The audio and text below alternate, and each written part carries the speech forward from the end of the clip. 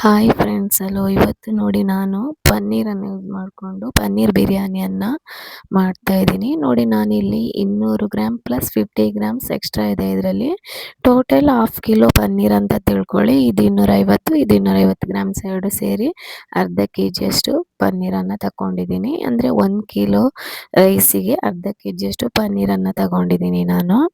ಇದನ್ನು ಹೇಗೆ ಮಾಡೋದಂತ ನೋಡೋಣ ಬನ್ನಿ. ತುಂಬ ಈಸಿಯಾಗಿ ಮಾಡ್ಬೋದು. ಇಲ್ಲಿ ನೋಡಿ, ನಾನು ಆಲ್ರೆಡಿ ಇಲ್ಲಿ 2 ಬೆಳ್ಳುಳ್ಳಿ ಹಾಗೆ 1-2 ಇಂಚಷ್ಟು ಶುಂಠಿಯನ್ನು ಆಲ್ರೆಡಿ ಮಿಕ್ಸಿಗೆ ಹಾಕಿ ಇಟ್ಕೊಂಡಿದ್ದೀನಿ. ಇದನ್ನು ನಾವು ಪೇಸ್ಟ್ ಮಾಡ್ಕೋಬೇಕು. ಅದಕ್ಕೋಸ್ಕರ ಏನು ನೋಡಿ, ನಾನು ಇದಕ್ಕೇನೆ ಚಕ್ಕೆ ನೋಡಿ, ಇಲ್ಲಿ ನಾನು ತುಂಬ ಚಕ್ಕೆ ಹಾಕ್ತಾ ಇಲ್ಲ. ಒಂದು ಬೆರಳಷ್ಟು ಅಂದ್ಕೊಳ್ಳಿ, ಇಲ್ಲ 3 ಇಂಚಷ್ಟು ಚಕ್ಕೆ ಅಂತ ತಿಳ್ಕೊಳ್ಳಿ. ಹಾಗೆ 6-7 ಲವಂಗವನ್ನು ಹಾಕ್ಕೊಳ್ತೀನಿ.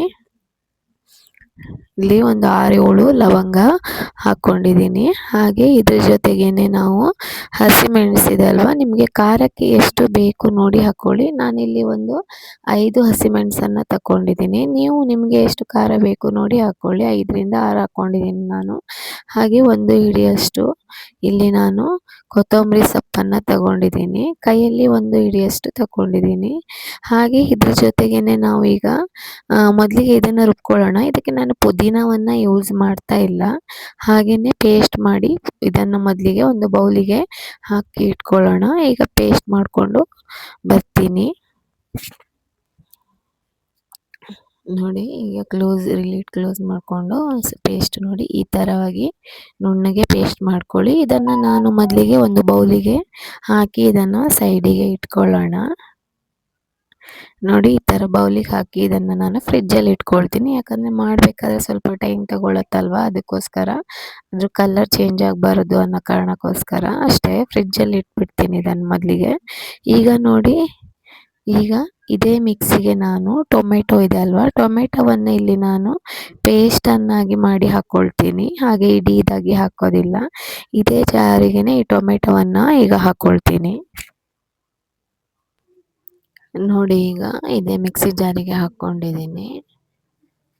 ಇದನ್ನು ನಾವು ನುಣ್ಣಗೆ ರುಬ್ಕೊಳ್ಳೋಣ.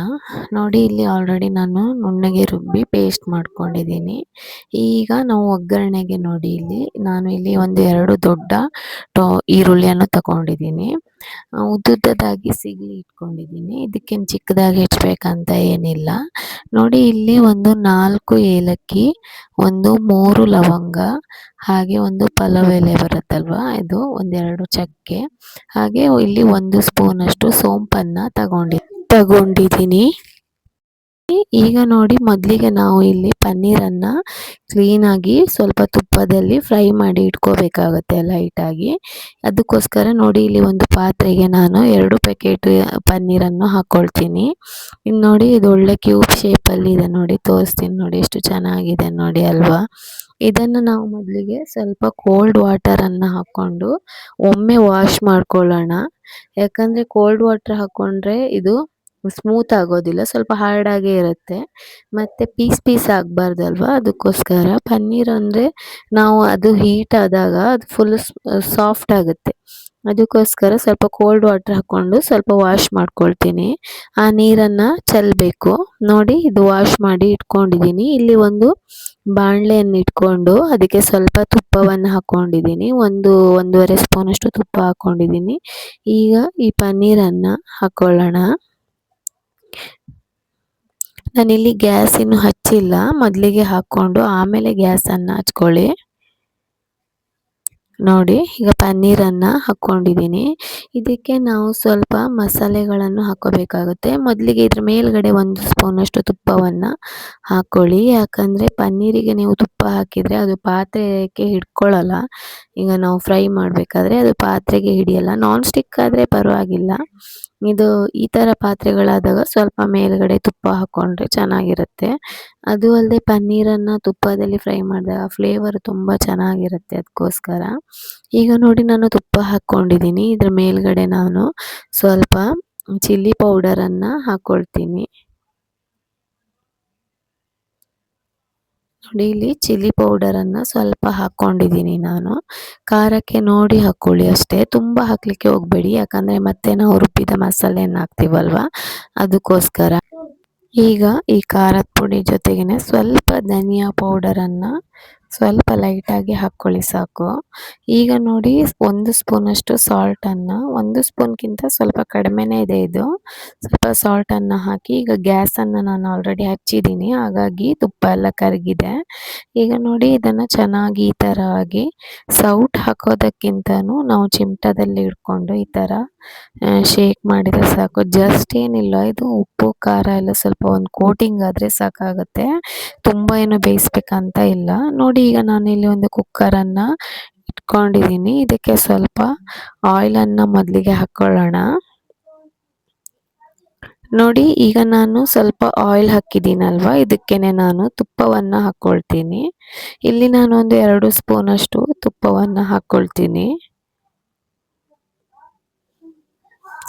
ನೋಡಿ ಇದು ಆಯಿಲ್ ಜೊತೆಗೆ ತುಪ್ಪವೆಲ್ಲ ಚೆನ್ನಾಗಿ ಈಗ ನೋಡಿ ತುಪ್ಪ ಎಲ್ಲ ಕರಗಿ ಚೆನ್ನಾಗಿ ಆಯಿಲ್ ಜೊತೆ ಮಿಕ್ಸ್ ಆಗಿದೆ, ತುಪ್ಪ ಕಾದಿದೆ ಕೂಡ. ಈಗ ನೋಡಿ ನಾನು ಚಕ್ಕೆ, ಲವಂಗ, ಏಲಕ್ಕಿ ಹಾಗೆ ಸೋಂಪು ಹಾಗೆ ಒಂದು ಪಲ್ಲವ ಎಲೆ ಇದೆಯಲ್ಲ ಅದನ್ನ ಹಾಕ್ಕೊಂಡ ಜೊತೆಗೆ ಹೆಚ್ಚಿಟ್ಕೊಂಡಿರುವಂಥ 2 ಈರುಳ್ಳಿಗಳನ್ನು ಹಾಕ್ಕೊಂಡು ಚೆನ್ನಾಗಿ ಫ್ರೈ ಮಾಡ್ಕೊಳ್ಳೋಣ ಈ ತುಪ್ಪದಲ್ಲಿ. ನೀವು ಎಷ್ಟು ಚೆನ್ನಾಗಿ ಫ್ರೈ ಮಾಡ್ಕೊಳ್ತೀರೋ ಅಷ್ಟು ಚೆನ್ನಾಗಿ ಬರುತ್ತೆ.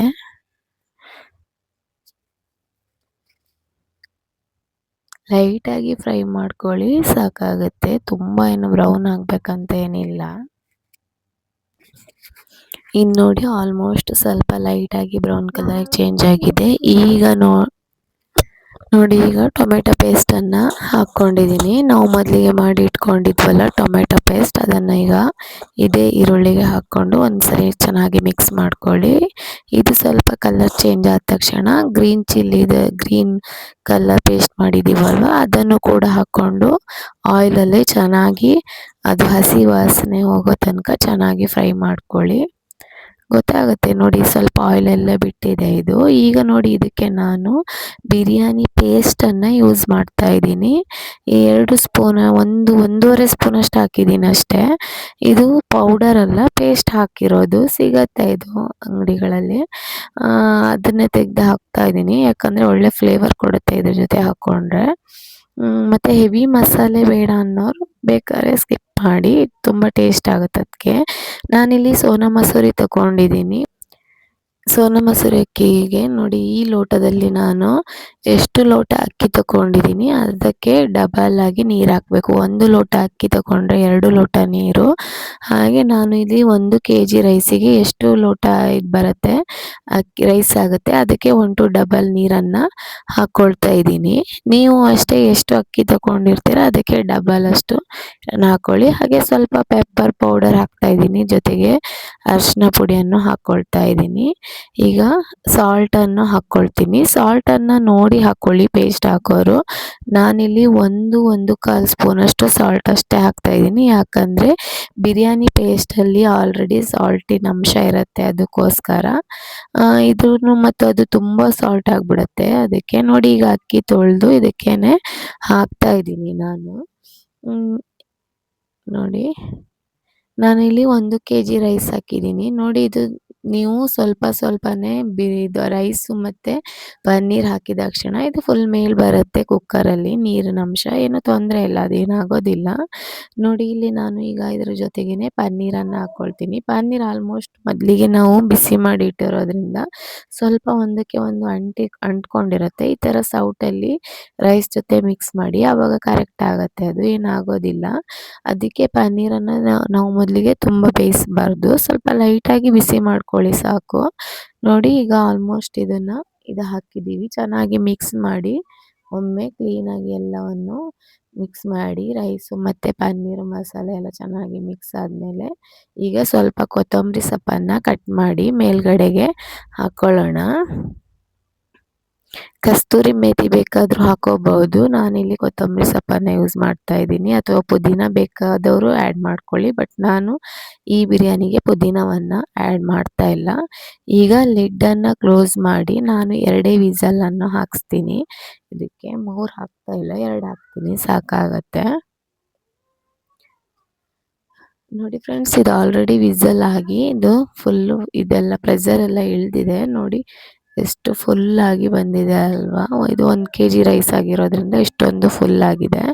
ನೀವು ಕಡಿಮೆ ಮಾಡೋದಾದರೆ ಇನ್ನು ಕಡಿಮೆ ಇದ್ದರೆ ಇನ್ನೂ ಅಂದರೆ ನಿಮಗೆ ಇದು ಮಗ್ಸ್ಲಿಕ್ಕೆಲ್ಲ ಸುಲಭ ಆಗುತ್ತೆ. ಬೇಕಾದರೆ ಇನ್ನು ಕಡಿಮೆ ಮಾಡಿ ಒಮ್ಮೆ ಫಸ್ಟ್ ಟೈಮ್ ಮಾಡೋರಾದರೆ.